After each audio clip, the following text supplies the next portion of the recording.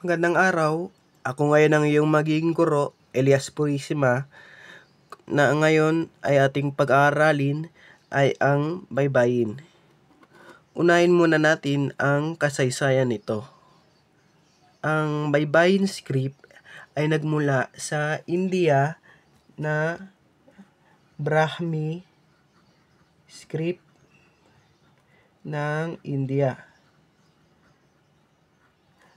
Bale, ang India at China, noong pre-colonial period, mahilig sila magkalakal sa Southeast Asia sa Timog Silangang Asya.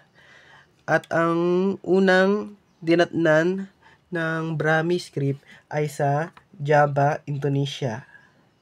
At ilang taon lumipas, naimbento ng sariling script ang mga Javanese na tinatawag nilang Aksara Kawi o Kawi script.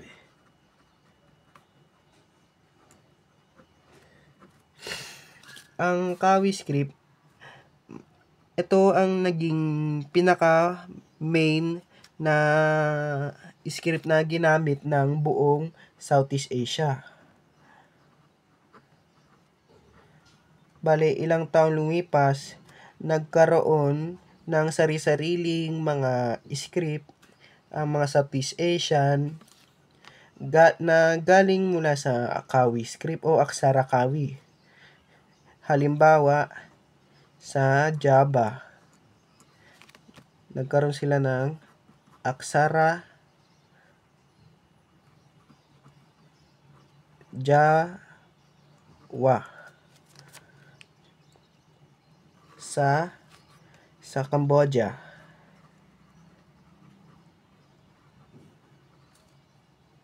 ang Khmer script.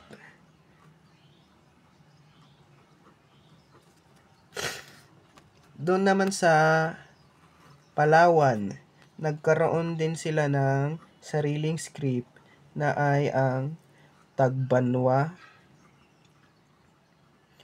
o Aborlan. At dumating ito hanggang sa Pilipinas. Pilipinas na to. Yung na ginagamit ng mga Tagalog, Bisaya, Bicolano, Ilocano na itinatawag na baybayin. Hindi lang baybayin yung tawag dito. Tawag din ng mga Ilocano, Kordita, Kuritan, sa Bisaya, Badlit, Bicolano, Basahan, ganon. Tagalog yung baybayin eh.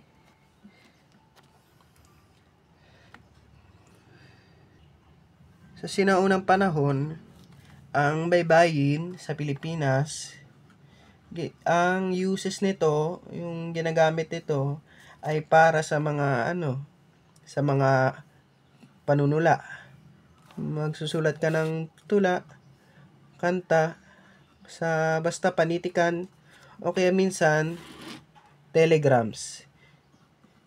Magmemensahe ka, nasa Cebu ka at kailangan mong mensahin ang hari ng Tondo. Pero ang pinakakaraniwan na ginagamit ang baybayin ay ginagamit ang mababaylan para sa mga incantations, sa mga ritual, dasal, ginagamit ng mga babaylan. Ngayon, ito ang chart ng baybayin at ito ang vowels o ang patinig. A, E, O, I, O, U. Walang sariling karakter para sa mga ito. Bale, ganyan kung paano isinulat. E, O, I, O, U. Ngayon, makikita nyo ang mga karakter.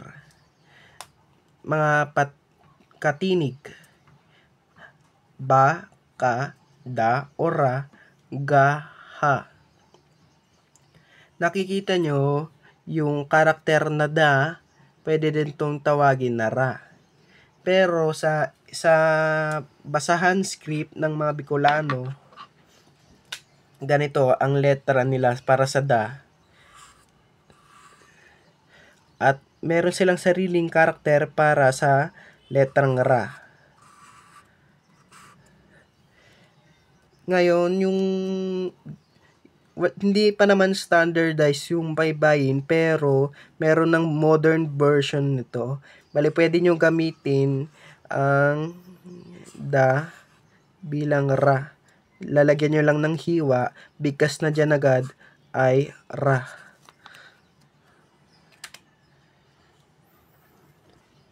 Ngayon makikita nyo, hindi yung baybayin ay hindi tulad ng Latin script dahil bawat karakter sa Latin script ay isang consonant o vowel. Bali kapag isusulat mo ay ha, kailangan mo magsulat ng dalawang karakter, consonant at ang vowel. Pero sa abugida o alpasilabary kung tawagin ay isang consonant, may vowel sound na yan. Kaya ha, H-A, ha. Isang karakter na yan, bigkas na agad nito. Bago tayo magsimula kung paano pag-aralin ito, ay pinapakopya ko muna ito sa talaan ninyo o kwaderno, ang chart na ito. Ito lang, kahit wag mo na isama yung ito. O kaya screenshot nyo na lang, i-post nyo muna yung video. Ngayon, ituturo ko naman sa inyo ang kung paano ibago yung vowel sound. 'Di ba nakita nyo lang kanina, ang nakikita nyo lang vowel ay yung letter A. Gamitin natin ang ka bilang example natin ng isang katinig. Bale, kapag meron ginagamit ito, lalagyan mo ng kudlit, magbabago na yan. O kaya sa ilalim, magbabago na rin yan ng vowel sound. Pero kapag hindi nyo nilagyan ito ng kudlit, agad na kahulugan ninyan ay ka. May a yung vowel sound niya. Pero kapag nilagyan mo ng kudlit naman, pero sa ibabaw, pwede yan ki, okay. O kaya kapag sa ilalim naman, ko, o ku. Ganyan. Pero meron din tayo na tinatawag na cross kudlit. Ito naman para i-cancel yung vowel sound. K, k. Gamitin natin yung example na pangalan. Kuya. Kuya Kim. Ngayon, tignan natin yung chart.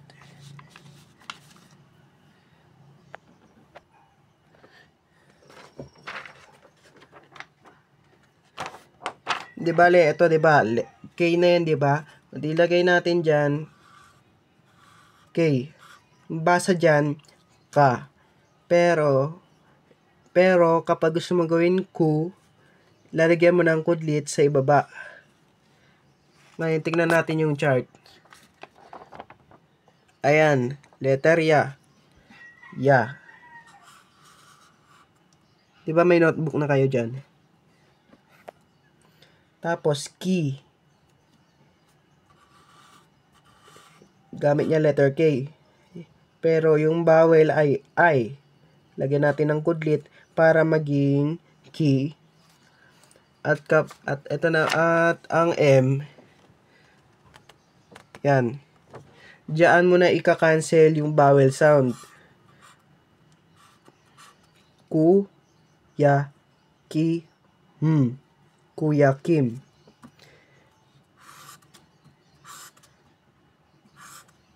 Yan. Kuya Kim. Nakaiwalay. Subukan naman natin ang ka, la, ya, an. Ayan, ka, la. Pag-iwalayin muna natin. Ka, la, ya, an. Yung a, hindi mo na yan lalagyan, o kaya yung mga patinig, hindi yan pwede nalagyan ng mga kudlit o kaya cross kudlit dahil pure vowel na yan, pure vowel. Hindi mo na kailangan lagyan ng mga kudlit. Ngayon, try naman natin ang watawat.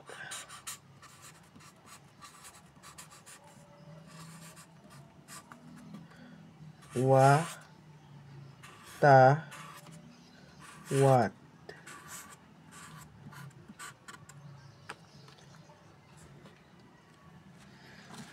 Bale, try naman natin yung merong vowel na i, e, o, u.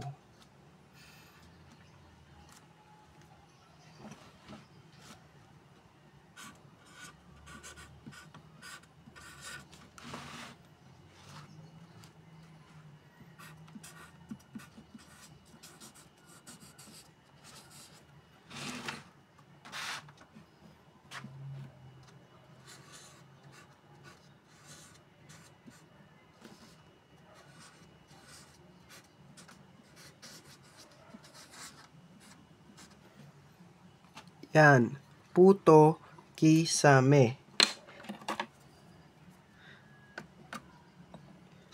Puto, diba? Kapag walang kudlit yan, pa, lagyan mo ng kudlit, pu. Walang kudlit, ta, lagyan mo ng kudlit sa ibaba, tu. Puto, poto, o puto. Bale, wala naman siyang vowel sound para i-distinguish yung u at o.